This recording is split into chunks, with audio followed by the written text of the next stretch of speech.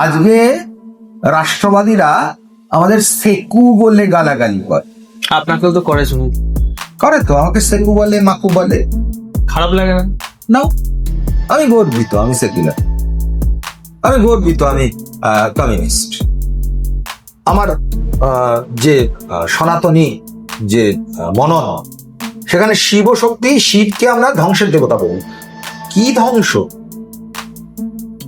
সৃষ্টি রক্ষার ক্ষেত্রে যেগুলো বিপজ্জনক শক্তি, সেগুলোকে ধ্বংস, অসত্যকে ধ্বংস, অশুভকে ধ্বংস। তাই শিব আসলে সুন্দর। সে ওই মুর্শিদাবাদে সেই শশাঙ্ককে স্মরণে রেখে মুর্শিদাবাদে তার রাজধানী স্থাপন করলেন তিনি শামসুদ্দিন ইলিয়াস শাহ। এবং এই পূর্ব ভারতের যে অংশটার নাম ছিল বঙ্গাল, সেই অংশটার বঙ্গাল নাম পরিবর্তন করে গোটাটার নাম রাখলেন বাংলা। বর্তমান ভারতের যে ম্যাপ, সেই ম্যাপ অনুযায়ী বলছি, ধীরে সমীরে যমুনা তীরে বসতি বনে বরনারী। সংস্কৃত, কিন্তু কোথায় যেন বাংলা লাচারি ছন্দের ঝংকার আছে। যে সমস্ত হিন্দু মুসলমানদের ঘৃণা করেন, তাদের মুখে দেখবে নেড়ে, পাতি নেড়ে। তো প্রথম তো নালন্দায় ঢুকে কি করল? 10,000 ছাত্র, 1,000 অধ্যাপক, তাদের সবাইকে কেটে কুঁচলেন বক্তিয়ার। এবারে তারপরে ভুল বুঝতে পারলেন যে না, এদের তো হাতে অস্ত্র নেই, এরা সৈন্য সামন্ত নয়, সালা মারবি, আমিও মারব। আক্রমণ হচ্ছে আত্মরক্ষার সর্বশ্রেষ্ঠ উপায়। আক্রমণ করা শুরু করলেন ওই পার্সি যুবক, তার দল। তার মানে মেন যেটা নির্যাস, যেটা আমরা জানতে পারলাম, যে একজন মুসলিমের হাত ধরেই আজকে বাংলার এত, একজন নয়, 300 বছরের মুসলিম শাসন, বাংলার প্রথম নবাবী ইলিয়াস শাহী, হুসেন শাহী আমল। এবারে বখতিয়ার খলজি নালন্দার লাইব্রেরি পুড়িয়ে তছনছ করে বাংলায় ঢুকলেন। তখন লক্ষণ সেন বাংলার রাজা। বাংলা ভাষা কিন্তু তার আগে জন্মে গেছে। বাংলা ভাষায় প্রথম কাব্যগ্রন্থ চর্যাপদ, তোদের পড়িয়েছি, মনে করে দেখ। সেটা কিন্তু পাল সাম্রাজ্যের শেষ দিক, রামপালের পর এটা শুরু হয়েছে। ধর তুই 8ম শতক, 8ম থেকে 1200 শতক, এই সময়টা বাংলা ভাষার গড়ে ওঠে। কিন্তু লক্ষণ সেন, মানে সেন রাজারা, বল্লাল সেন এবং তার পুত্র লক্ষণ সেন, যেহেতু ব্রাহ্মণ্য ধর্মের পৃষ্ঠপোষক এবং যেহেতু তারা কর্ণাট অঞ্চল থেকে এসেছিলেন, সেহেতু তারা সংস্কৃত প্রিয়। তাই লক্ষণ সেনের রাজসভা কবি তোমার কবি জয়দেব, তিনি কিন্তু সদ্যজাত বাংলা ভাষার উন্নয়নের চেষ্টা করলেন না। তিনি আবার সেই সংস্কৃত ভাষাতেই তার গীত গোবিন্দম রচনা করলেন। তবে সেই গীত গোবিন্দম অনেকটাই বাংলা ঘেঁষা। একটু বলি, ধীরে সমীরে যমুনা তীরে বসতি বনে বরনারী। সংস্কৃত, কিন্তু কোথায় যেন বাংলা লাচারি ছন্দের ঝংকার আছে। তো যাই হোক, তার মানে বোঝা যাচ্ছে, কবি জয়দেবের সংস্কৃত দেখে বোঝা যাচ্ছে যে তখন এই বাংলা ভাষা চর্চিত হচ্ছে লোকমুখে, পৃষ্ঠপোষকতা পায়নি। বেশ, এবারে এলেন বখতিয়ার খলজি, ধূমকেতুর মতো উদয় হলেন। লক্ষণ সেন পালিয়ে গেলেন, লক্ষণাবতী থেকে পালিয়ে গেলেন। বিক্রমপুর রেজিস্ট করলেন না। ফলে এই পূর্ব ভারতের মানুষ ওই বখতিয়ার খলজির দ্বারা ভয়ঙ্কর রকম উৎপীড়িত হতে লাগলো। জোর করে আজকে খুব নিন্দার্থে যে সমস্ত হিন্দু মুসলমানদের ঘৃণা করেন তাদের মুখে দেখবে নেড়ে, পাতি নেড়ে। পাতি শব্দটা ইংরেজি পেটি শব্দের অপভ্রংশ, এটা জানিস? নেড়ে, নেড়ে কেন বলা হয় মিস্টুকদের? কারণ এই পূর্ব ভারত জুড়ে তখন বিক্রমশিলা, অদন্তপুরী, নালন্দা, সব বড় বড় মহাবিহার, মহাবিহার মানে ইউনিভার্সিটি, মাথায় রাখতে হবে, আর অসংখ্য বিহার মানে কলেজ অ্যান্ড স্কুল, যেখানে প্রচুর ছাত্র আবাসিক, এবং তারা সকলেই সন্ন্যাস ভিক্ষু, এবং মাথা ন্যাড়া করে তারা সাহিত্য চর্চা করে, বিজ্ঞান চর্চা করে, বৌদ্ধ দর্শন চর্চা করে। তো প্রথম তো নালন্দায় ঢুকে কি করল, 10,000 ছাত্র, 1,000 অধ্যাপক, তাদের সবাইকে কেটে কুঁচলেন বক্তিয়ার। এবারে তারপরে ভুল বুঝতে পারলেন যে না, এদের তো হাতে অস্ত্র নেই, এরা সৈন্য সামন্ত নয়। তখন কি করলেন, ধর্মান্তরিত করা শুরু করলেন। তাহলে প্রথম আঘাতটা পড়েছিল, মুসলিম করণের প্রথম আঘাতটা পড়েছিল বৌদ্ধ ছাত্রদের, বৌদ্ধ অধ্যাপকদের উপরে, যারা ছিলেন ন্যাড়া। সেইখান থেকে ওই নেড়ে বলা হয়। তো যাই হোক, এটা তাদের হতভাগ্যতার মানে ভাগ্য বিপর্যয়ের একটা ব্যাপার। কিন্তু আচ্ছা, সেটা পরে আসছি। এবারে বখতিয়ার খলজি মারা গেলেন, সম্ভবত রুগ্ন হয়ে পড়েছিলেন। এই অঞ্চলটা ভীষণ ম্যালেরিয়া প্রবণ অঞ্চল, আজও জানো তুমি, ম্যালেরিয়া ভীষণ হয়, ডেঙ্গি ভীষণ হয়, মশার তো মানে ভীষণ প্রাদুর্ভাব, জলা জঙ্গলের দেশ হলে যা হয়। তো এবারে তার সঙ্গে আসা, বখতিয়ার খলজির সঙ্গে আসা বেশ কিছু কাফরি সৈন্য, তারা ওই বল্গাবিহীন উৎপীড়ন চালাতে লাগলো এই পূর্ব ভারতের উপর।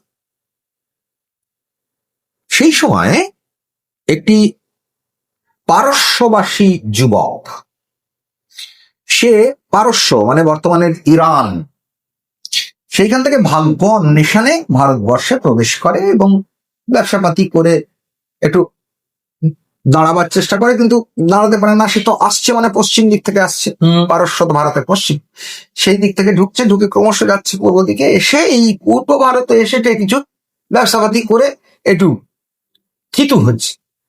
এই কাফরি গুলো তাকে মেরে পিটে তার সমস্ত ধন সম্পদ সমস্ত লুটটুক করে নিয়েছে। তো খুব রাগ, সে কাঁদতে বসেনি। সে কি করেছে, এইখানকারই মানুষজন, ইয়াং ভাট্টা কাট্টা লোকজন নিয়ে সে একটা দল তৈরি করছে, লাইক শিবাজি, মাওয়ালিদের নিয়ে দল তৈরি করেছিলেন শিবাজি, ঔরঙ্গজেবকে রুখে দিয়েছিল, পারেননি ঔরঙ্গজেব শিবাজিকে দমন করতে। সেরকম এই ছেলেটিও একটা দল তৈরি করেছে। এটা বিশ্ব ইতিহাসে তুমি পাবে, ইটালিতে গ্যারিবল্ডো ওই দল তৈরি করে লড়াই, সালা মারবি আমিও মার। আক্রমণ হচ্ছে আত্মরক্ষার সর্বশ্রেষ্ঠ উপায়। এই আক্রমণ করা শুরু করলেন ওই পার্সি যুবকটি তার দল নিয়ে, এবং শেষ অব্দি ওই মানে অন্যায়কারী যারা হবে তারা কিন্তু মিশে যাবে। এটা একদম ধ্রুব সত্য, পৃথিবীর প্রকৃতির এটা নিয়ম যে অন্যায়কারী হবে সে মিশে। তো কাফরিগুলো নিকেশ হয়ে না। এইটা ওই যে শশাঙ্ক মৃত্যুর পর যে মাৎসন্যায়, তার 10 গুণ বেশি মাৎসন্যায় তখন চলছিল, যেটা ওই পার্সি যুবকটি প্রত্যাঘাত করে ঠেকিয়েছে। তা গোপাল যখন রাজা হয়েছিলেন, গোপালকেও তো মারধর করতে হয়েছে। আজকে শিব শক্তি, আমার যে সনাতনী যে মনন, সেখানে শিব শক্তি, শিবকে আমরা ধ্বংসের দেবতা বলব। কি ধ্বংস? সৃষ্টি রক্ষার ক্ষেত্রে যেগুলো বিপজ্জনক শক্তি সেগুলোকে ধ্বংস, অসত্যকে ধ্বংস, অশুভকে ধ্বংস। তাই শিব আসলে সুন্দর, সত্যম শিবম সুন্দরম বলা। তাহলে এরা ওই ধ্বংস করতে আরম্ভ করুন কাকে? উৎপীড়কদের। ফলে সাধারণ মানুষ সেই পার্সি যুবকটাকে বলল যে তুমি আমাদের রক্ষক হও। আরে আমরা তো করেছি, আমাদের পূর্বজরা তো করেছে, একজনকে ধরে বেঁধে রাজা করেছে এবং তার বংশ 300 বছর ধরে আমাদের খুব ভালো রেখেছিল। তো এ বললো, আরে আমি তো ভারতীয়ই নই, আমি কি করে হোক? তো মানুষজন শুনল না, তাকে ধরে বেঁধে রাজি করালো। সে ওই মুর্শিদাবাদে সেই শশাঙ্ককে স্মরণে রেখে মুর্শিদাবাদে তার রাজধানী স্থাপন করলেন তিনি শামসুদ্দিন ইলিয়াস শাহ। এবং এই পূর্ব ভারতের যে অংশটার নাম ছিল বঙ্গাল, সেই অংশটার বঙ্গাল নাম পরিবর্তন করে গোটাটার নাম রাখলেন বাংলা। বর্তমান ভারতের যে ম্যাপ, সেই ম্যাপ অনুযায়ী বলছি, পশ্চিমবঙ্গ, বাংলাদেশ, অসমের পশ্চিম ভাগ কাছাড় জেলা পর্যন্ত, ওড়িশা পুরোটা, ঝাড়খণ্ড, বিহার, এই ছিল বাংলা, সুদে বাঙ্গাল। এবং তারপর 300 বছর ইলিয়াস শাহী ও হুসেন শাহী শাসন বাংলা ভাষার সর্বোৎকৃষ্ট পেশকাশ। আমরা রামায়ণ পেয়েছি কৃত্তিবাসের হাতে, আমরা মহাভারত পেয়েছি এর হাতে, কাশিদাসের হাতে, আমরা মালাধর বসুর হাতে শ্রীমদ্ ভাগবত পেয়েছি। কি পাইনি? সমস্ত সংস্কৃত গ্রন্থ রাজের বঙ্গীকরণ পেয়েছি। বাংলা ভাষা চর্চিত হয়েছে।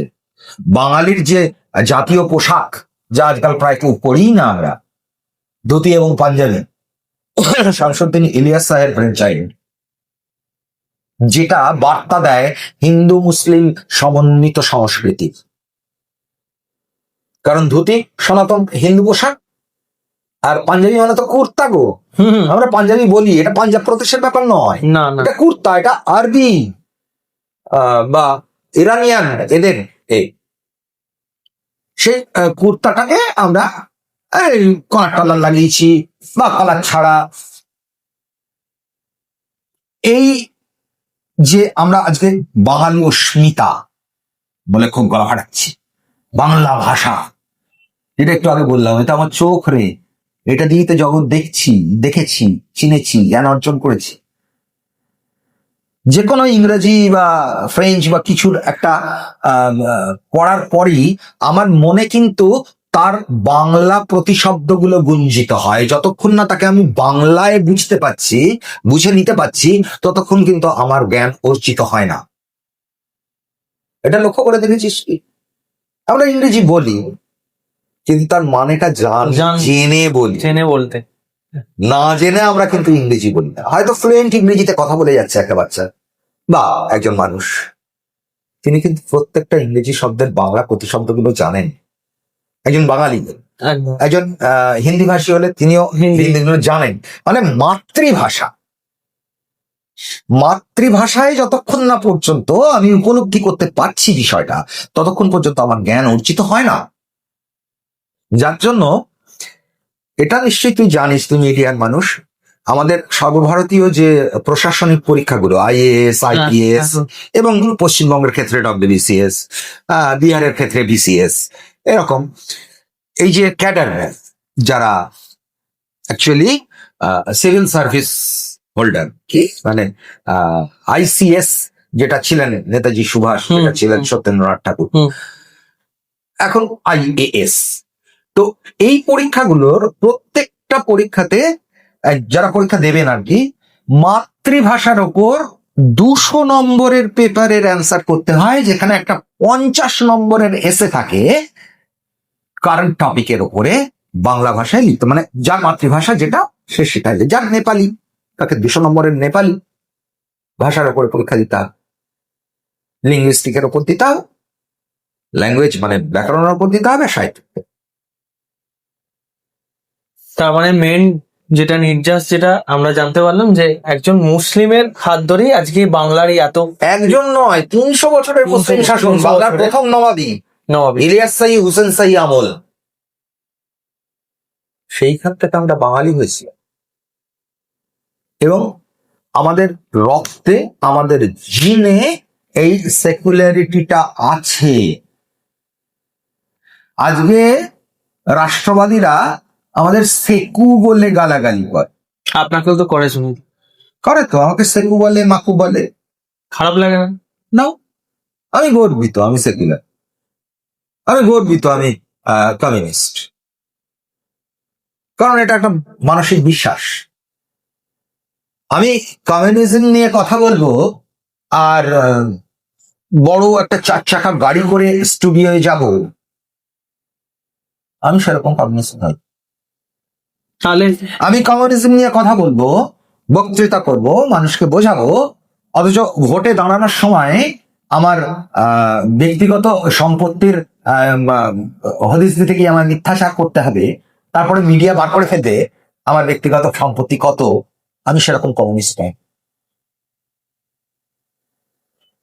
আমি চাকরি করিনি, আমি নিজেকে শিক্ষক বলে বলি না, এটা তোরা জানিস। অনেকে জিজ্ঞেস করে যে স্যার আপনার প্রোফাইলে পাঠ পরামর্শ বিক্রেতা লেখা আছে কেন? আমি তাই করি, তাই লেখা আছে। আসলে শিক্ষক বলে কেউ হয় না পৃথিবীতে, শিক্ষক বলে কেউ কোনোদিন ছিল না, নেই, থাকবেও না। একটা ছোট্ট উদাহরণ দিচ্ছি। সেই প্লেস্টোসিন যুগে এর থেকে যখন বিবর্তিত হয়ে হোমোসেপিয়ান্স হলো, মানুষ হলো, কে তাকে শিখিয়েছিল বাবা ওই সিংটাকে মারার জন্য বড় পাথর চালিয়ে মার? নিজেরাই মানুষ শেখে নিজে নিজে। মানুষ, প্রত্যেকটা মানুষ নিজেই নিজের শিক্ষক। তাহলে আমরা যারা বোল ফাং করে হাঁটি আর ভীষণ গেরেম ভারী ভাবে আমরা বলি আমরা কি জাতির কারিগর, দেখে দেখে হাঁটি, আর চোখে দেখি, আর যে পারলো না সে যে না পারার জন্যই আমার কাছে এসেছে সেটা ভুলে গিয়ে বলি তো আমার দ্বারা কিছু আর, তুই যা, গাড়ি দাও গিয়ে। তারা আসলে ওই পাঠ পরামর্শ বিক্রেতা। আমি পরামর্শটাই তোকেই বা কি দিয়েছি বলতো? পরামর্শটা কিন্তু পড়েছিস তো তুই নিজে নিজে, হ্যাঁ শিখেছিস তো তুই নিজে নিজে, নিজে। পরীক্ষাও দিয়েছিস তুই নিজে নিজে। আমি কি ঘোড়ার ডিমটা করেছি তুই বল? তাই শিক্ষক নিজেকে আমি বলি না, পাঠ পরামর্শ বিক্রি করি। কারণ তোমার থেকে আমি পয়সা নিয়েছি, তাহলে বিক্রি করছি। একদম। হ্যাঁ, তো এই জন্যই নিজেকে শিক্ষক বলে মনে করি না। এবং আমি এটা খুব গভীরভাবে বিশ্বাস করি যে শিক্ষক বলে কেউ কোনোদিন ছিল না, এখনো নেই, ভবিষ্যতেও আসে। এবার স্কুলের যারা টিচার তারা নাকি শিক্ষক। আমরা যারা নিজের ঘরে মাদুর পেতে পাঠ পরামর্শ বিক্রি করি, আমরা শিক্ষক নই। আমার অনেক লার্নেড ফ্রেন্ড বলে নো আমার পেছনে, আমি জানি যে ও আমার শিক্ষক না, ও আমার মাস্টার না। আমি সত্য মাস্টার নই, আমি জ্যাক অফ অল ট্রেডস। এটাতে আনন্দ আছে, আনন্দের খোঁজে থাকে মানুষ। আজ যে এতক্ষণ ধরে আমরা কথা বলছি, যদি আনন্দ না পেতুম, তুইও বসে থাকতিস না, আমিও ধরতারি নিগুজি করে চ বাড়ি চ বলে পালিয়ে যেত। একটা আনন্দ কোথাও আছে, আছে একদম। হ্যাঁ। তো এবারে কথা হচ্ছে যে একটা বাচ্চা, তাকে শেখাতে গেলে প্রথম কথা, যে মানুষটা পাঠ পরামর্শ দেবে বা শেখাবার পদ্ধতি, শিখবার পদ্ধতিগুলো বলে দেবে, তাকে প্রথম যেটা অর্জন করতে হয় সেটা হচ্ছে মাতৃত্ববোধ। আমাদের ভারতীয় পুরাণে অর্ধনারীশ্বর মূর্তির কল্পনা আছে। অর্থাৎ এটা বোঝাতে চাওয়া হয়েছে যে তুমি একজন পরিপূর্ণ মানুষ হতে গেলে একই সঙ্গে নারীও তোমার ভিতরে নারীত্ব এবং পুরুষত্ব দুটোই থাকতে হবে, না হলে তুমি একজন পরিপূর্ণ মানুষ নয়। এবং একজন তোদের ভাষায় যিনি শিক্ষক, তাকে এই অর্ধনারীশ্বর হতেই হয়, নাহলে তার শিক্ষকতা করার যোগ্যতা তৈরি হয় না। এবার নিজেকে আমি পাঠ পরামর্শ বিক্রেতা বলি, আর স্কুলে যারা আমায় বলেন ও আবার মাস্টার নারী, তাদের আমি শিক্ষাভৃত্য বলি। ইয়েস স্যার, চাকর রাষ্ট্রের হলেও চাকর তো, যে চাকরিটা আমি কোনোদিন খুঁজিনি, কোনোদিন এসএসসিতে বসিনি, কারণ পারবো না।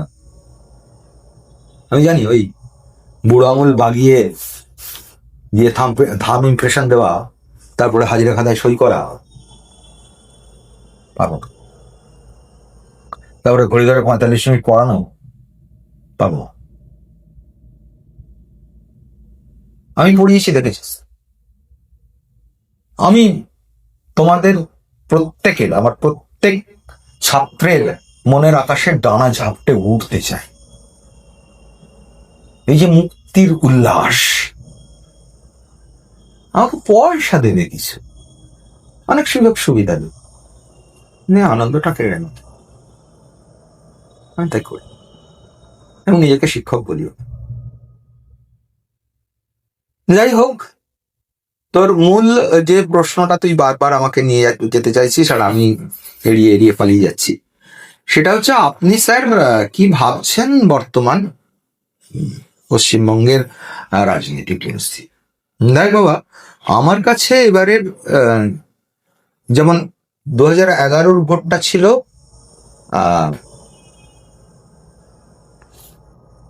বদলানোর, বদল চেয়েছিলাম। যদি বলিস কেন, কারণ সহ্য হচ্ছিল না। বিজন সেতুর আনন্দমার্গী সন্ন্যাসী পোড়ানো, সাঁইবাড়ি, অনেক অজস্র উদাহরণ দেওয়া যায়, আমি নিচ্ছি। আমার ইজমটা, বামপন্থাটা, সেটা বজায় ছিল, কিন্তু তবু আমি বদলেছি। এবারে 2026-এর বিধানসভা ভোট আমার কাছে আমার ভাষার অস্তিত্ব রক্ষার লড়াই, আমার জাতিগত বৈশিষ্ট্য রক্ষার লড়াই। তার প্রধান কারণ এই যে বললাম, কতগুলো পরপর ঘটনা ঘটেছে, এসআইআর এর নক্কারজনক ব্যাপার আমাকে রাষ্ট্রবাদী হতে দেয়নি। তা বলে কি ভারত রাষ্ট্রের উপরে আমার ভালোবাসা নেই, না বিশ্বাস নেই, না আস্থা নেই? আছে। আমি ভারতীয়, একদম। ভারতের যে সীমানা, সেই সীমানার 1 সেন্টিমিটার বাইরে পা রাখলেই আমার একমাত্র পরিচয়, আই এম অ্যান ইন্ডিয়ান। আমি তাকে সম্মান করি, জয় হিন্দ বলি, জয় ভারত বলি। তারপরেই তো আমি বাঙালি। আমার জাতিসত্তা আছে, যে জাতিসত্তাটা নিয়ে এতক্ষণ ক্যাচ করলি। শামসুদ্দিন ইলিয়াস সাহের আগে তো বাংলা বলে কিছু ছিল না, না শশাঙ্কের আমলেও ছিল না। এবারে তুই বলবি যে স্যার কেন হঠাৎ আপনার মনে হচ্ছে যে এটা আপনার অস্তিত্ব রক্ষার লড়াই, আপনার জাতির অস্তিত্ব, আপনার ভাষার অস্তিত্ব রক্ষার লড়াই।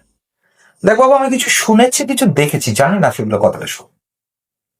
সেটা হচ্ছে অ্যাপার্ট ফ্রম বেঙ্গল বলতে অবশ্যই ওয়েস্ট বেঙ্গল, এই ওয়েস্ট নামটা আমাদের সঙ্গে জুড়ে গেছে। তার ফলে আমরা ঠিক বাঙালি নেইও, কারণ আমরা খুব শ্লাঘা নিয়ে বলি, বুঝলেন দাদা, আমার ছেলের বাংলাটা ঠিক আসে না। এবং এই যে আমাদের গার্জিয়ানদের তথাকথিত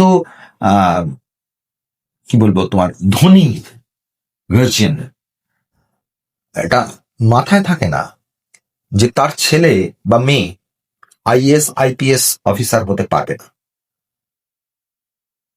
কারণ তার মাতৃভাষা ইংরেজি নয়, বাংলা।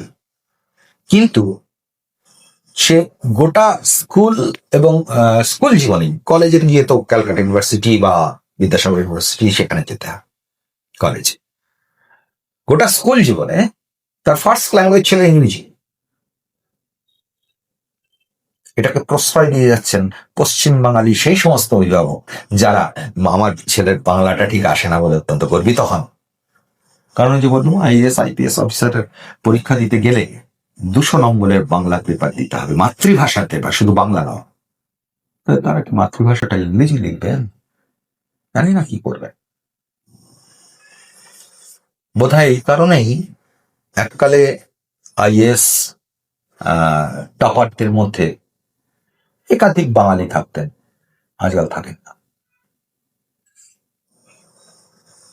তো আমি দেখেছি, শুনেছি, এই তোমাদের এতেই বদান্যতাতেই শোনা, জানি না তোমরা কতটা সত্যি বলো আর কতটা বাড়িয়ে বলো, ফাঁকিয়ে বলো, যে ভিন রাজ্যের বাঙালি শ্রমিক বাংলা বলার অপরাধে প্রহৃত হচ্ছেন, বিদেশি বলে চিহ্নিত হচ্ছেন, বাংলা বললেই সে বাংলাদেশি।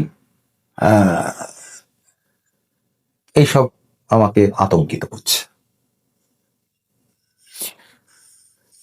এসআইআর এ যেভাবে ভোটারের নাম বাদ গেছে, এই যে বললাম যে আমার বিএলও তার শ্বশুরমশাইয়ের নাম বাদ গেছে, বাজে কথা বলছি না। আমি জগদ্দত্ত বল্লভপুরের ভোটার, আমার ভোট কেন্দ্র নেহেরু, কত বুথ নম্বর কত আমার মনে নেই, ওটা দেখতে হবে। তো সেখানে তিনিও ভোট দেন, তার নাম আমি খুব স্বাভাবিকভাবেই বলছি না, তুমি একটু খোঁজ নিও, আমার বুথের কে বিএলও, খোঁজ নিলেই পেয়ে যাবে, একজন মহিলা, খোঁজ নাও, আমি মিথ্যা কথা বলছি না। তারপরে যখন দেখছি যে এই ট্রাইব্যুনালের রায় বেরোনোর আগে ভোটার লিস্ট ফ্রিজ হয়ে যাওয়া, এইসব নিয়ে না আমি খুব আতঙ্কে আছি। আমার মনে হচ্ছে যে আমাদের যেই এত সমৃদ্ধ ভাষা, এতদিনের চর্চিত বাঙালিয়ানা, এগুলো কোথায় যেন মানে হুমকির মুখে দাঁড়িয়ে পড়ছে। ফলে সর্বভারতীয় ক্ষেত্রে যতগুলো রাজনৈতিক দল আছে, তাদের হাইকমান্ডে বাঙালি কজন আছে? আমি প্রশ্ন করছি তোকে, নেই। তাহলে বাঙালি না হলে বাঙালির মান, বাঙালির অপমান, বাঙালির শোক, বাঙালির অশোক,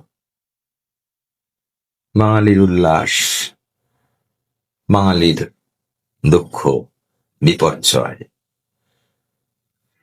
বোঝা যায়?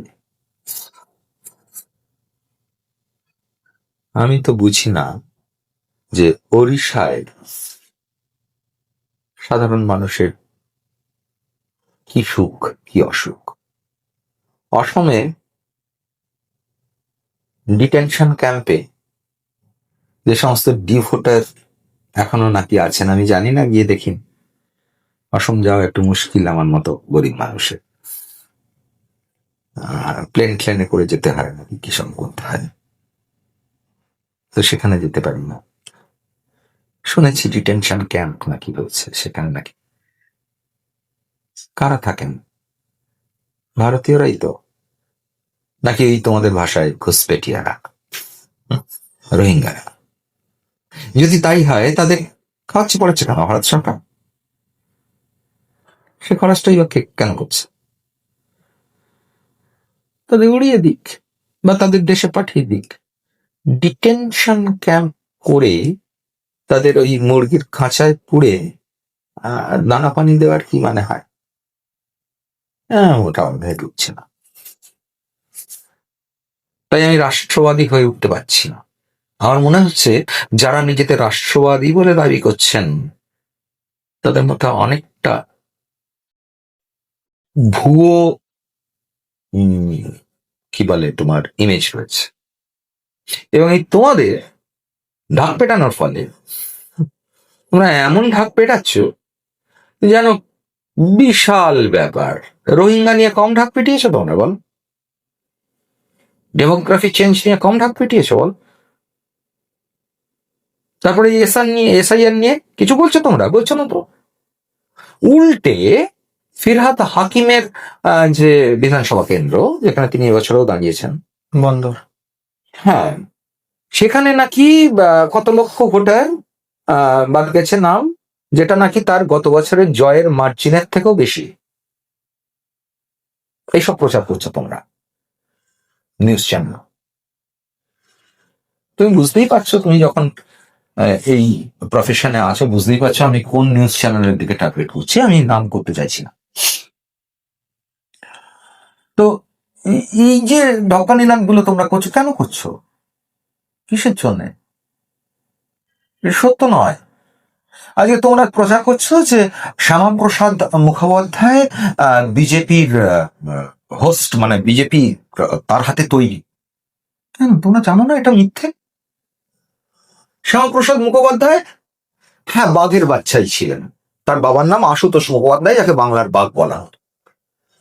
মানুষটা 21 না 22 বছর বয়সে কলকাতা ইউনিভার্সিটির উপাচার্য হয়েছিলেন, এবং নেহরু সাহেবের চোখে চোখ রেখে প্রথম যে মিনিস্ট্রি, তার শিল্পমন্ত্রী ছিলেন আমাদের শ্যামাপ্রসাদ মুখোপাধ্যায়, নেহরুর কট্টর সমালোচক। তাহলে কি করে হলো? প্রথম মন্ত্রিসভা কোনটা? আমি 47-এর পরের মন্ত্রিসভার কথা বলছি। প্রথম নির্বাচন হয়েছে 1952। আমি 47-এর মন্ত্রিসভার কথা বলছি। 50-এ পদত্যাগ করেন। কেন জানো? নেহেরু লিয়াকত চুক্তির জন্য। তুমি যদি চুক্তিটা দেখো, সবার হাতে এই যন্ত্রটা আছে, জাস্ট ক্লিক অ্যান্ড রিড। চুক্তিটা তুমি বাংলায় অনুবাদ করে নেবে যে কেউ। আমি সবার জন্য বলছি, তোমাকে বাংলায় অনুবাদ করতে হবে না, তুমি পড়তে পারবে মূল স্ক্রিপ্টটা। যারা মূল স্ক্রিপ্টটা পড়তে পারবে না, তারা বাংলায় অনুবাদ করে নিয়ে পড়ো নেহেরু লিয়াকত চুক্তি। যে কোনো ভারতীয় রক্ত গরম হয়ে যাবে, মনে হবে নেহেরুকে ঠাস করে একটা টেনে চড়। কি করে এই বদল হলো? যে মানুষটা মেরাট ষড়যন্ত্র মামলায় লড়েছিল, সেই মানুষটা কি করে এরকম হয়ে গেল? যে মানুষটা লেনিনের নেপকে ভারতীয় অর্থনীতি এ করেছে, ইমপ্ল্যান্ট করেছে, সেই লোকটা কি করে এইরকম? নেহরু লিয়াকত চুক্তি, এটা কি হল? সবিরোধ।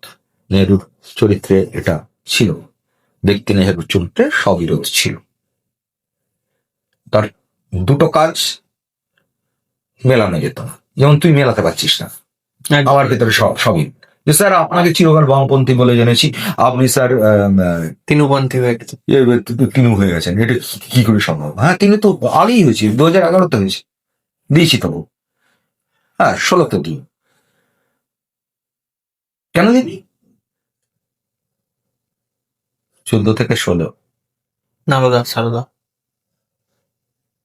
দিই, তারপরেও দিনই। কেন? খুলে আন্দোলন দিই, অভয় আন্দোলন। আমাকে রীতিমতো সেই সময়কার ডোমজুরের আইসি আর মেজবাবু হবিবুর আর রতনবাবু, হবিবুর রহমান আর রতন চক্রবর্তী হাত জোর করে বলেছিলেন যে স্যার আপনি প্লিজ পুজোর 4 দিন রাস্তায় বেরোবেন না। হ্যালো, হুমকি? স্যার আমি জানি হুমকি বললে, মানে হুমকি যদি আপনি ধরেন, আপনি বেরোবেনি, এটা অনুরোধ স্যার, আমাদের কিছু করার নেই স্যার, মরে যাবো স্যার। কেন এরকম করে কাকুতি মিনতি করছেন কেন? আমি কি, আমার পড়া হনু, একটা মাস্টার, তাও মাস্টার নয়, একটা টিউটার, প্রাইভেট টিউটার। আমার কি এমন ক্ষমতা? যা আপনার মারাত্মক ক্ষমতা, আপনি জানেন না এই ক্ষমতাটা। আমি কেন, কিসের ক্ষমতা? কেউ বলছে স্যার আপনার চারপাশে যারা থাকবে আপনাকে ঘিরে, তাদের প্রত্যেকে 18 নিচে, আমি টাচ করতে পারবো না স্যার। টাচ করলেই আপনি স্যার পক্সো দেবেন। পক্সোই তো বলে না? একদম একদম। মরে যাবো স্যার, বউ বাচ্চা নিয়ে, রতনবাবু বলছে স্যার বউ বাচ্চা নিয়ে মরে যাবো, আর কিছুদিন পরে রিটার্ন, আর 2-5 বছর পরে মরে যাবো স্যার, আমার সমস্ত কিছু আটকে যাবে, প্লিজ স্যার, আমার বাচ্চাদের কথা চিন্তা করে। ওই বুধ ইয়াং, সদ্য বিয়ে করেছে, বলছে স্যার বউটা আত্মহত্যা করবে, প্লিজ। আমরা 4 দিন বেরোতে পারলাম না মানবিকতার জন্য, নইলে কাঁপছিল গোটা ডোমজুর ব্লক। যেভাবে খুলে আমি অসভ্যতা করে বেরিয়েছি রাস্তায় রাস্তায়, আমি করতে পেরেছি। আমি জানি আজকে তোকে বলছি, যার নামটা করব সে নিজে স্বীকার করবে না কোনোদিন অফিসিয়ালি, আমি জানি না এটা বলা উচিত হচ্ছে কিনা, কিন্তু যেহেতু সে জগৎবল্লভপুর কেন্দ্রের তৃণমূল প্রার্থী, সেহেতু এটা আমি স্বীকার করছি আজকে পডকাস্টে, যে আমি এটা করতে পেরেছি টিঙ্কাইয়ের জন্য। আমি থানার সামনে সারা রাত্রির অবস্থান করছি, ধর্ণা, 16 তারিখে কোথায়। তারপরে সুমোটো যেদিন নিল তার বিরুদ্ধে বাস স্ট্যান্ডের ভেতরে অবস্থান। রাত্রি 12টার পর আমি দেখেছি প্রচুর ছেলে, যাদের আমি চিনি না, তারা কিছুটা দূরে ছড়িয়ে ছিটিয়ে আছে, প্রচুর প্রচুর লোক, এবং তাদের কয়েকজনকে আমি স্পট করতে পেরেছি যে তারা তৃণমূল করে, মানে রাজনীতির রাস্তায় দাঁড়িয়ে করে। অথচ আমি কিন্তু সবার কাছে পরিচিত একজন সেকুমাকু হিসেবে ওরা প্রোটেক্ট করেছে, যাতে কোনো ভাবে আমি ফিজিক্যালি অ্যাসল্ট না হয়। আমার বিশ্বাস, আমি কোনোদিন টিঙ্কাইকেও বলিনি, কাউকেই বলিনি, আমার স্ত্রীকেও বলিনি, আমার মেয়েকেও বলিনি, তারা ভয় পাবো। আমার বিশ্বাস আমাকে ওই খুলেআম নাচতে দেওয়ার জায়গাটা করে দিয়েছিলেন টিঙ্কাই, এটা আমার বিশ্বাস। হয়তো নাও হতে পারে, এবং এটাও আমার বিশ্বাস তুই যদি আজকে জিজ্ঞাসা করিস, সে অস্বীকার করবে, হ্যাঁ ও দাদার বাড়ো।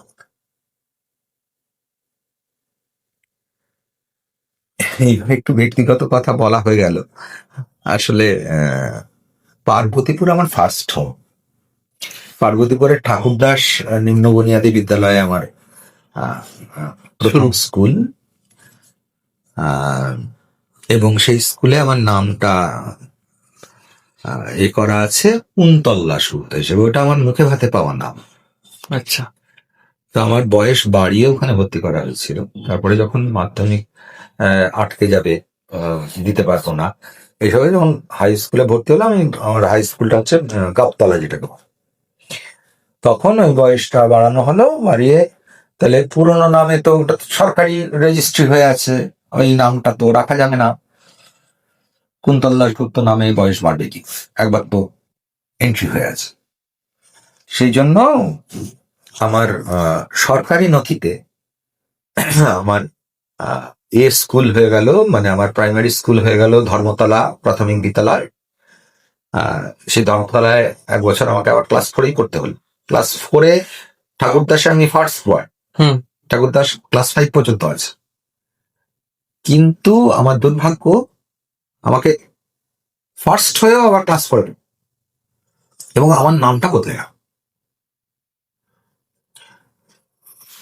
একটা 10 বছর, প্রায় 10 বছর বয়স পর্যন্ত একটা শব্দ কুন্তল, এই শব্দটা যে আমাকে নির্দেশ করে উচ্চারিত হয় এটা আমার জানা ছিল। দুম করে জানা গেল যে না, এটা তোমার নাম নয়, তোমার রাস্তার নাম অমিতাভ। তো এখন সরকারি নাম অমিতাভ, আর আমার লেখালেখি শুরু হয়েছিল অমিতাভ দাস শর্মা নামে। কেন না, অমিতাভ দাশগুপ্ত একজন পূর্বজ কবি আছেন, অত্যন্ত সম্মাননীয় আন্তর্জাতিক খ্যাতি সম্পন্ন কবি অমিতাভ দাশগুপ্ত, তিনি প্রফেসর ছিলেন। তো ফলে তার প্রতি সম্মান দেখিয়ে আমার নামটা, সারনেমটা বদলে নিতে হয়। আর এই অমিতাভ দাস শর্মা নামে আমার 3টে বইও আছে। একটার নাম সন্তানের প্রতি, একটার নাম নারী, আর একটার নাম কি হলো বাবু অমিতাভ। তো কবিতা নিয়ে। তো তারপরে বর্তমানে আমি কুন্তল দাশগুপ্ত নামে লেখালেখি করছি। আমার ফেসবুক প্রোফাইলটা দেখবি ওই অমিতাভ দাস শর্মা নামে। আমার ইমেল আইডিটাও দাস শর্মা নামে আছে। কিছুই বদলায়নি। বদলে কি হবে? তুই এখন আমাকে যদি স্যার বলিস, তা আমি তো স্যার। তুই যদি আমার পেছনে আমাকে অমুকের বাচ্চা তমুকের বাচ্চা বলিস, আমি তো স্যারই থাকবো, আমিই থাকবো। এটা সব থেকে ভালো বলা আছে হজ বড়লাতে। আমার পছন্দের যদি কবিতার নাম বলতে বলিস, এটা তোরাও জানিস, সবাই জানে, সব ছাত্ররাই, যে আমার 1 নম্বর পছন্দের কবি হচ্ছেন সুকুমার রায়। তো হজ বড়লায় এই কথাগুলো আছে না, যে তুই যদি আমার আজকে নাম দাঁড়ু বলো, আমি গেলে আলু নাড়কোল বলতে পারো, আমি থাকি।